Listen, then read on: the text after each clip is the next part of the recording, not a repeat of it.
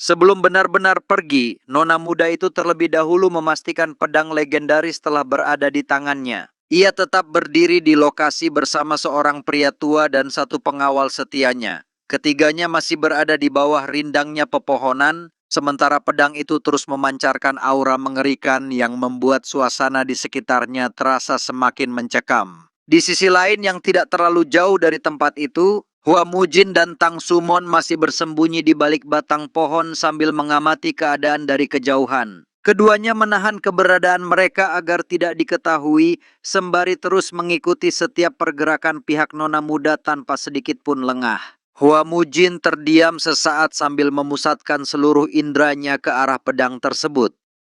Tak lama setelah pedang itu sempat diayunkan, Tang Sumon akhirnya mampu merasakan energi demonik yang memancar darinya. Sensasi itu begitu jelas hingga tidak menyisakan keraguan lagi bahwa pedang legendaris tersebut memang menyimpan kekuatan yang luar biasa besar. Namun, sorot mata Hua Mujin mendadak berubah tajam.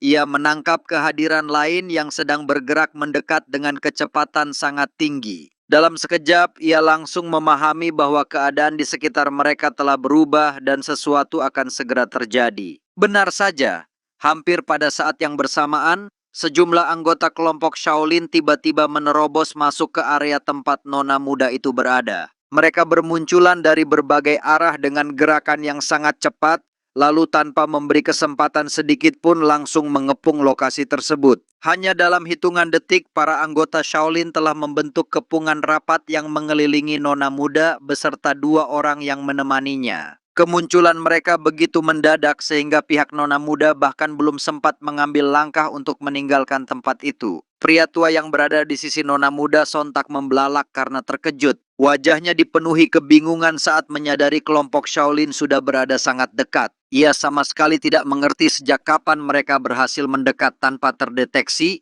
hingga kini mereka telah berdiri tepat di belakang dan mengepung dari segala arah. Di tengah suasana yang semakin menegangkan, Mong Hyun-woo menatap nona muda itu dengan sorot mata yang tajam. Tanpa sedikit pun mengalihkan pandangannya, ia mengaku tidak mengetahui alasan di balik tindakan nona muda yang menghancurkan segel dan mengambil pedang legendaris tersebut. Meski begitu, Mong Hyun-woo menegaskan bahwa tindakan itu tidak bisa dibiarkan begitu saja. Dengan nada tegas, ia menjelaskan bahwa pedang tersebut telah tercemar oleh terlalu banyak darah dari para pendekar faksi ortodoks. Karena alasan itulah, menurutnya pedang itu harus segera dikembalikan ke tempat asalnya. Mendengar keadaan berubah secepat itu, pria tua yang berada di pihak nona muda langsung berteriak memerintahkan agar nona muda segera mundur dan membawa pedang tersebut pergi. Pada saat yang sama, ia memanggil Mong Hyun-woo sambil melesat maju untuk menghalangi pergerakan tetua Shaolin itu agar tidak dapat mengejar. Mong Hyun-woo tetap tenang menghadapi serangan yang datang. Ketika pria tua itu mengayunkan pedangnya dengan penuh tenaga, ia bergerak menghindar secara gesit. Tebasan tajam itu pun hanya membelah udara tanpa sempat mengenainya. Di saat yang hampir bersamaan, dua biksu Shaolin lainnya melesat maju dengan kecepatan tinggi. Sambil menyerbu, mereka meneriakkan perintah kepada rekan-rekan mereka agar segera menundukkan pihak lawan sebelum ada yang berhasil meloloskan diri. Pertempuran pun langsung pecah di sekitar lokasi. Pria tua dari pihak nona muda terus mengayunkan pedangnya tanpa henti, berusaha membuka jalan dan menerobos kepungan rapat para biksu Shaolin yang terus menekan dari segala arah. Beberapa biksu Shaolin menyerang secara bersamaan menggunakan tongkat mereka. Serangan datang silih berganti dari berbagai sisi, sementara para biksu lainnya bergerak menutup setiap celah agar tidak ada kesempatan bagi pihak lawan untuk meloloskan diri. Benturan pedang dan tongkat terus menggema memenuhi area pertempuran. Kedua belah pihak saling melancarkan serangan dan balasan tanpa memberi ruang sedikit pun kepada lawannya untuk mengatur napas. Meski pertarungan berlangsung semakin sengit, keadaan masih belum menunjukkan tanda-tanda akan segera berakhir. Belum ada pihak yang benar-benar mampu menguasai jalannya pertempuran, dan hingga saat itu juga belum ada seorang pun yang berhasil melarikan diri sambil membawa pedang legendaris tersebut. Pria tua itu segera mengangkat pedangnya untuk menahan rentetan serangan para biksu yang datang dari berbagai arah. Tongkat-tongkat mereka beradu keras dengan bilah pedangnya hingga memunculkan benturan yang menggema. Meski berhasil menahan setiap serangan, tekanan yang terus berdatangan tanpa henti memaksanya mengerahkan seluruh tenaga hanya untuk tetap bertahan. Di tengah hujan serangan itu, pria tua tersebut tak kuasa menahan erangan. Beban yang harus ditahannya semakin berat, sementara para biksu Shaolin terus mempersempit ruang geraknya tanpa memberinya kesempatan untuk membalas. Melihat lawannya mulai kehilangan keseimbangan, Monk Hyun Woo langsung memanfaatkan celah yang muncul sesaat. Ia melesat dengan kecepatan tinggi menuju pria tua itu, mempertahankan momentum serangannya sambil memperpendek jarak dalam sekejap agar tekanan terhadap lawannya terus berlanjut. Begitu memasuki jangkauan serang, Monk Hyun Woo segera mengerahkan teknik 100 Steps Divine Fist Strike. Aura energi berkumpul di kepalan tangannya, sementara tatapannya berubah semakin tajam. Seluruh kekuatan pukulan itu kemudian diarahkan lurus kepada pria tua tersebut. Pukulan dahsyat itu menghantam tubuh pria tua dengan keras. Ledakan energi dari benturan tersebut memaksanya terpental ke belakang, sementara tongkat-tongkat yang sebelumnya menekan tubuhnya ikut bergetar akibat besarnya kekuatan serangan itu. Wajahnya langsung berubah menahan rasa sakit, dan erangan kembali keluar setelah menerima hantaman telak tersebut. Di sisi lain, seorang biksu Shaolin segera bergerak menyusul dari arah yang berbeda. Tanpa memberi waktu bagi lawannya untuk memulihkan diri, ia mengangkat tongkatnya tinggi-tinggi sebelum mengayunkannya dengan kuat ke arah nona muda. Serangan itu menjadi tekanan lanjutan yang dilakukan secara bergantian agar kelompok nona muda tetap berada dalam posisi terdesak. Ayunan tongkat itu akhirnya menghantam bahu nona muda dengan keras.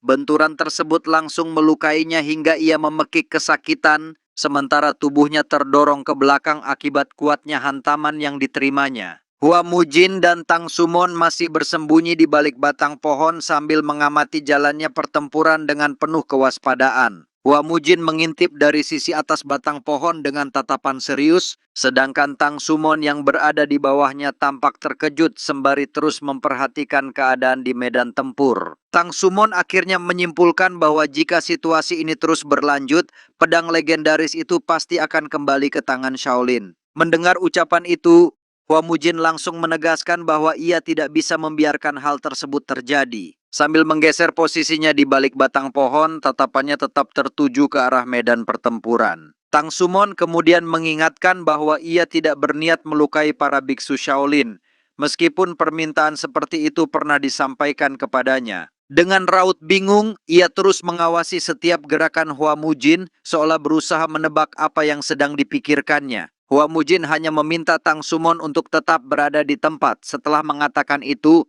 ia mengulurkan tangannya ke arah sebuah ranting dan memetik beberapa biji kecil yang menggantung di pohon. Sambil menggenggam biji-biji itu di telapak tangannya, Hua Mujin menjelaskan bahwa biksu yang menjadi sasaran mereka adalah guru Dojin. Karena alasan itu, ia sama sekali tidak mungkin melukai orang tersebut. Ucapan itu justru membuat Tang Sumon semakin kebingungan. Ia memandang Hua Mujin dengan penuh tanda tanya, lalu bertanya-tanya dalam hati apa sebenarnya yang akan dilakukan pria itu. Hua Mujin hanya tersenyum tipis dan memintanya untuk terus memperhatikan.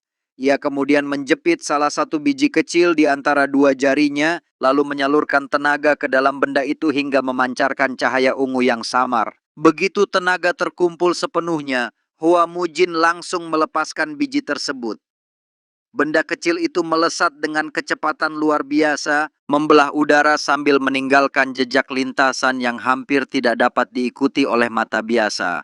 Sesaat kemudian biji itu menghantam bagian atas kepala Monk Hyun Woo dengan sangat tepat. Serangan yang datang tanpa peringatan itu membuat Monk Hyun Woo langsung membelalak karena terkejut saat merasakan benturan mendadak tersebut. Hyun Woo tak mampu menahan erangan kesakitan. Wajahnya menegang, sementara sorot matanya menunjukkan bahwa serangan kecil itu ternyata memiliki kekuatan yang jauh lebih besar daripada yang terlihat. Di tengah kekacauan pertempuran, pria tua yang berada di pihak nona muda juga tiba-tiba merasakan sesuatu yang tidak biasa. Ia menghentikan fokusnya sesaat, lalu menoleh dengan ekspresi terkejut karena menyadari adanya serangan lain yang datang dari luar medan pertempuran. Pada saat yang sama, Salah seorang biksu Shaolin berteriak memanggil nama Hyun Woo sebagai peringatan setelah menyadari ancaman yang mengarah kepadanya. Namun, peringatan itu datang sedikit terlambat. Dari arah luar, beberapa proyektil berupa biji-biji kecil kembali melesat dengan kecepatan tinggi menuju medan pertempuran. Biji-biji itu datang secara beruntun dari berbagai sudut, membuat lintasannya sulit diperkirakan oleh siapapun yang berada di sana. Dalam sekejap, beberapa biji tersebut menghantam kepala para biksu Shaolin yang berada di sekitar Hyun Woo hampir secara bersamaan. Benturan mendadak itu membuat mereka langsung kehilangan keseimbangan dan tidak sempat memberikan perlawanan sedikit pun. Kelompok nona muda itu tampak sangat terkejut dengan serangan mendadak yang menghantam para biksu Shaolin. Tanpa membuang waktu, mereka segera membentuk formasi pertahanan untuk mengantisipasi kemungkinan adanya serangan susulan yang datang tanpa peringatan. Nona muda memandang keadaan di hadapannya dengan mata membelalak dan wajah penuh kebingungan. Ia sama sekali tidak memahami apa yang baru saja terjadi. Para biksu yang sebelumnya terus menekan mereka tiba-tiba roboh setelah diserang oleh sesuatu yang bahkan tidak sempat mereka lihat dengan jelas. Di saat yang sama, Hua Mujin mengamati 3 sosok asing yang kini berada di hadapannya.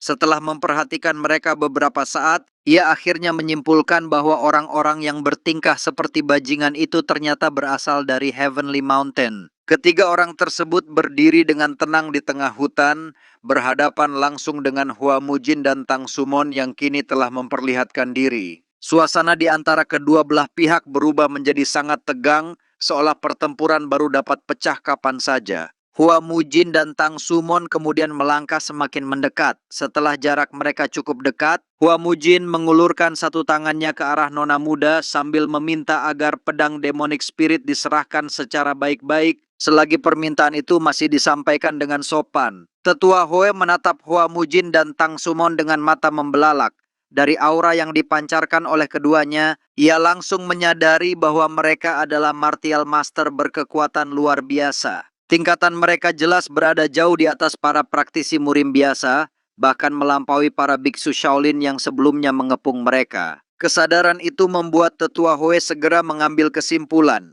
Selama 2 orang tersebut masih berdiri menghadang, mustahil bagi mereka untuk meloloskan diri dengan selamat. Dengan nada gugup, Tetua Hoe akhirnya menanyakan identitas kedua pendatang itu.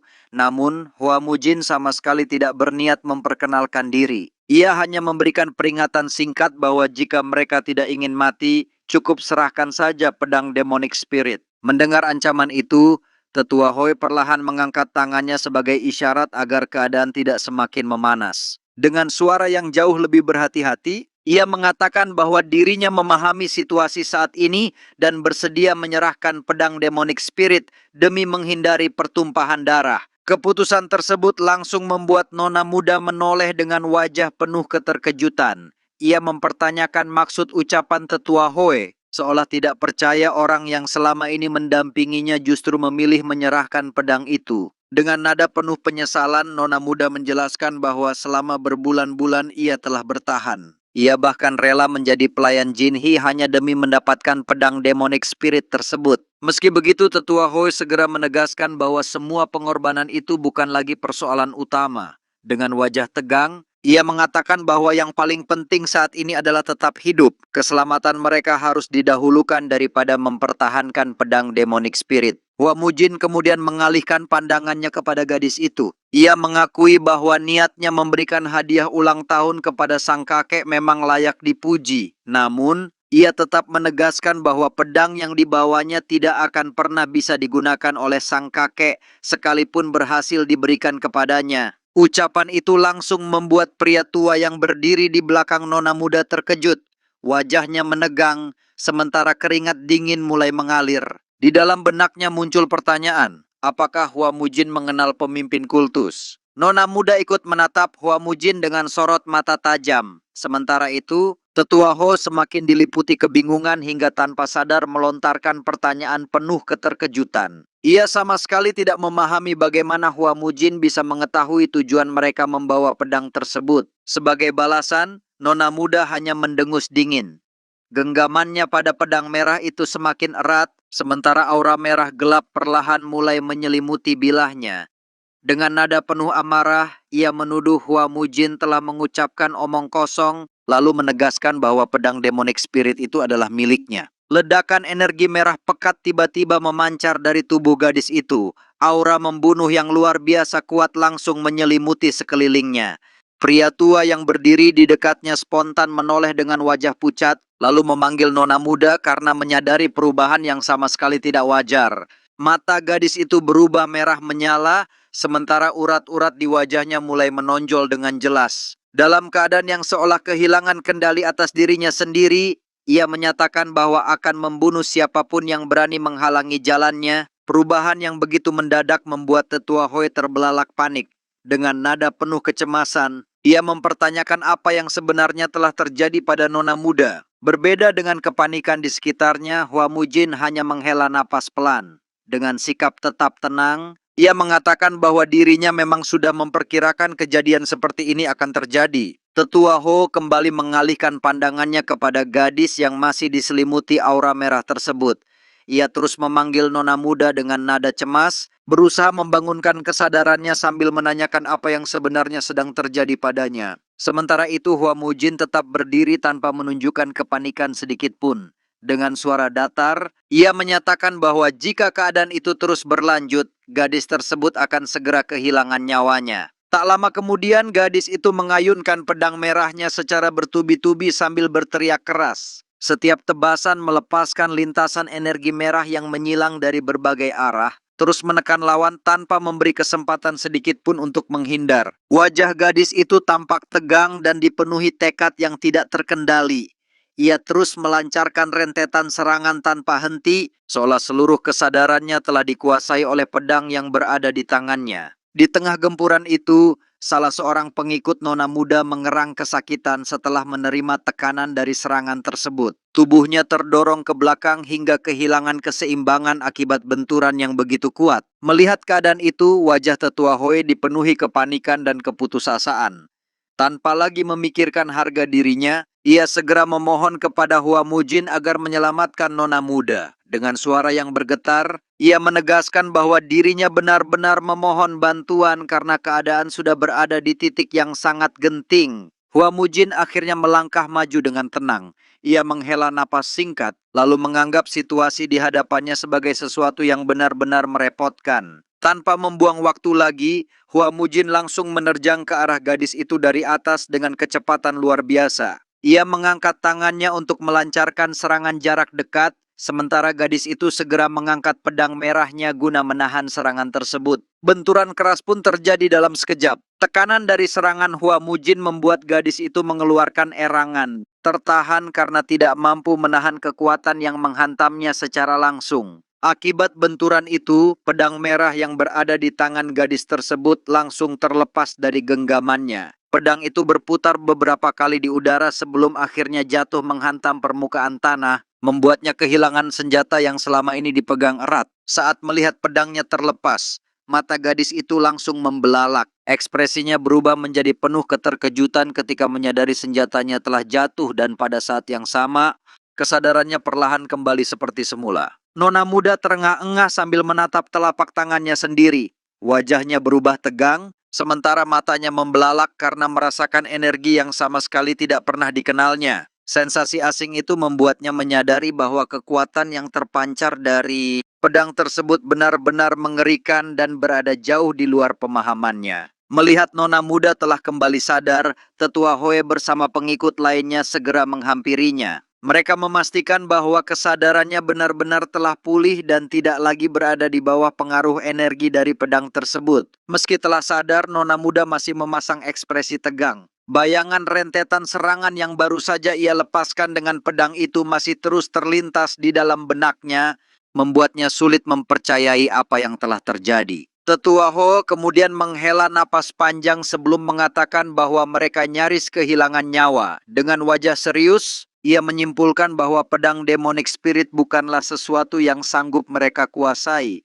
Karena itulah, ia memutuskan bahwa mereka harus menyerah dan segera kembali. Sebelum mereka benar-benar meninggalkan tempat itu, Hua Mujin berbicara dengan tenang. Ia mengatakan bahwa mereka masih beruntung karena ada seseorang yang memahami sifat asli pedang demonic spirit. Mujin tetap berdiri menghadap mereka sambil menjelaskan bahwa siapapun yang sembarangan menyalurkan energi ke dalam pedang demonic spirit akan menghadapi akibat yang sangat berbahaya. Pedang itu akan terus menyerap energi tersebut tanpa henti, seolah tidak pernah merasa cukup. Ia melanjutkan penjelasannya dengan nada tetap tenang. Menurutnya, setelah energi pemiliknya terus diserap, jiwa orang itu perlahan akan dilahap oleh energi demonik yang sangat kuat hingga seluruh energi inti bawaan di dalam tubuh benar-benar habis. Tak lama kemudian, pedang itu kembali memancarkan aura merah kehitaman yang pekat.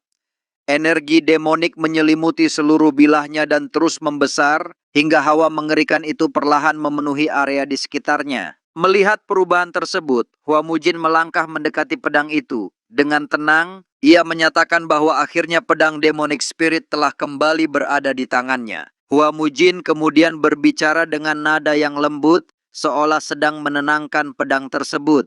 Ia mengatakan bahwa untuk pertama kalinya, pedang demonic spirit kini berada di tangan seseorang yang memiliki tubuh Heavenly Martial. Menurut Hua Mujin, tubuh Heavenly Martial merupakan kebalikan dari sifat pedang itu. Karena alasan itulah, untuk sementara waktu ia akan menjadi orang yang memegang sekaligus mengendalikan pedang demonic spirit agar kekuatannya tidak kembali mengamuk. Hua Mujin kemudian menatap nona muda itu sebelum bertanya dengan tenang apakah ia merupakan cucu Chubok. Pertanyaan itu membuat suasana seketika menjadi hening, sementara semua orang menunggu jawaban yang akan diberikan. Tanpa menunggu balasan, Mujin melanjutkan ucapannya. Ia mengatakan bahwa sekalipun nona muda berhasil menyerahkan pedang tersebut, kakeknya tidak akan pernah merasa senang menerimanya. Sebagai gantinya, Hua Mujin meminta agar nona muda menyampaikan sebuah pesan kepada sang kakek. Dengan tatapan yang tajam, ia menegaskan bahwa garis keturunan sekte demonic spirit ternyata masih belum benar-benar terputus. Mendengar ucapan itu, mata nona muda langsung membelalak. Ia terdiam beberapa saat karena tidak menyangka pria bertopeng di hadapannya mengetahui rahasia yang begitu penting. Hua Mujin kembali melanjutkan perkataannya. Menurutnya, pesan itulah yang justru akan menjadi hadiah paling berharga bagi sang kakek, jauh lebih bernilai daripada pedang demonic spirit itu sendiri. Nona muda hanya mampu mengeluarkan suara pelan karena terlalu terkejut. Wajahnya berubah semakin tegang, sementara pikirannya dipenuhi berbagai pertanyaan yang sulit dijawab. Setelah menyampaikan pesannya, Hua Mujin menyampirkan pedang demonic spirit di punggungnya. Ia kemudian mengakhiri pembicaraan dan mengajak Tang Sumon segera meninggalkan tempat. Itu karena tidak lama lagi lebih banyak biksu dari kuil Shaolin akan tiba di lokasi tersebut. Namun, ucapan mengenai garis keturunan sekte demonic spirit terus terngiang di benak nona muda. Tatapannya berubah tajam dan dipenuhi keterkejutan, seolah ia baru saja menyadari sesuatu yang sangat penting. Dengan suara yang sedikit bergetar, nona muda akhirnya bertanya bagaimana pria bertopeng itu bisa mengenal kakeknya. Sesaat kemudian, ia langsung menyebut nama Hua Mujin dari klan Yomhua sambil menatap pria bertopeng tersebut dengan penuh keterkejutan. Tetua Ho yang berada di sampingnya ikut dibuat terkejut. Matanya membelalak saat mendengar nama Hua Mujin disebut. Dengan nada tidak percaya, ia memastikan kembali apakah yang dimaksud benar-benar kepala klan Yomhua. Langkah Hua Mujin pun terhenti. Tanpa menoleh sedikit pun, ia mengatakan bahwa akan jauh lebih baik jika nona muda tidak lagi mengungkit nama tersebut. Di balik penutup wajahnya, mata Hua Mujin tampak membelalak tipis, menandakan perubahan sikap setelah mendengar nama itu disebut secara langsung. Beberapa saat kemudian ia perlahan berbalik menghadap mereka. Tatapan Hua Mujin kini berubah sangat serius. Tekanan aura membunuh yang kuat mulai menyelimuti sekelilingnya, membuat suasana menjadi jauh lebih mencekam. Dengan suara dingin, ia menyatakan bahwa dalam keadaan seperti sekarang, ia tidak bisa membiarkan nona muda itu pergi begitu saja.